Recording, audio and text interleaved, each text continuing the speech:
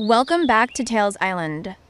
Today, we have a very special story about a lion who forgot how to roar and the tiny bird who helped him find his courage.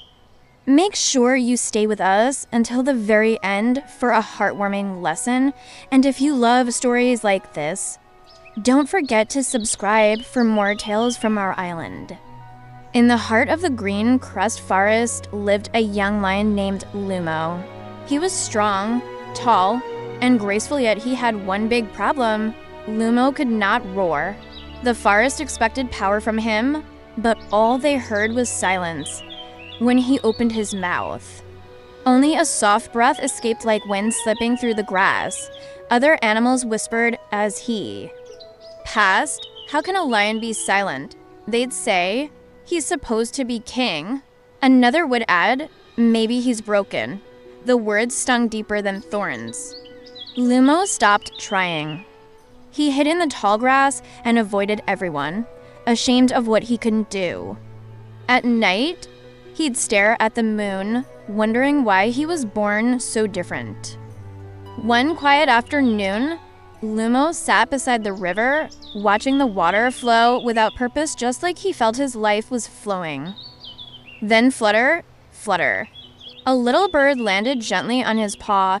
Her name was Suri, small as a leaf, bright as the sun, and chirping louder than any creature her size. "Why so sad, big one?" she asked softly. Lumo lowered his head. "I'm a lion who can't roar. Everyone laughs at me. I'm supposed to be strong, but my voice is gone." Suri tilted her head. "You didn't lose your voice," she said. "You lost your courage." Lumo frowned. "No, I'm just weak." "Then let me help you find your strength," she said with a warm smile. Lumo blinked in surprise. Nobody had ever offered to help him before. The next morning, Suri woke him before sunrise. "Come on, big one." "Try again." Lumo inhaled deeply and let out a weak puff. Half the trees didn't move. A butterfly nearby didn't even flinch. From a distance, monkeys giggled. Even the squirrels covered their mouths, trying not to laugh. Lumo's ears dropped. "I can't do this." Suri hopped onto his nose. "You're improving," she said. "You're stronger today than you were yesterday." And so they practiced every single day. Sometimes Lumo's throat hurt. Sometimes tears filled his eyes. Sometimes he wanted to run far, far away. But Suri stayed. She sang to him when he felt down. She shouted again even when his voice cracked. She believed in him when he believed in nothing. Slowly, very slowly, the puff became a hum. The hum became a rumble. Lumo didn't notice his progress, but Suri saw everything. One evening, the peaceful forest trembled.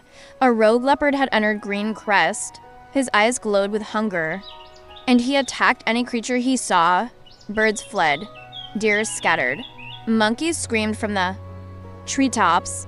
Lumo's heart pounded. He wanted to defend the forest. But the thought hit him like a storm. "I still can't roar. I can't scare him away." Suri landed on his shoulder. "You don't need a roar to be brave," she whispered. "You only need a heart that refuses to run." Lumo trembled. Sweat rolled down his face. His legs felt weak, but he stepped forward. The leopard turned, baring its teeth. "You," he growled. The silent lion, Lumo closed his eyes. Every moment of pain, shame, and fear rose inside him. Then a sound burst from deep within his chest. "Raruau-ar." It was loud. It was powerful. It echoed through the trees and shook the entire forest. The leopard stumbled back in fear and fled into the shadows. Lumo's roar had awakened. The animals slowly came out of hiding. Their eyes were wide with shock. "That roar," one whispered. "It was him," another exclaimed. "He saved us." For the first time, they didn't mock Lumo. They bowed. "You're our true king," they said. But Lumo turned to Suri. "You helped me do this. You believed in me when no one else did." Suri fluttered proudly. "Remember, Lumo, courage doesn't come from size. It comes from belief." Lumo nodded and lifted his head high. He no longer hid in the tall grass. He walked proudly, not because he was king, but because he had finally found his voice.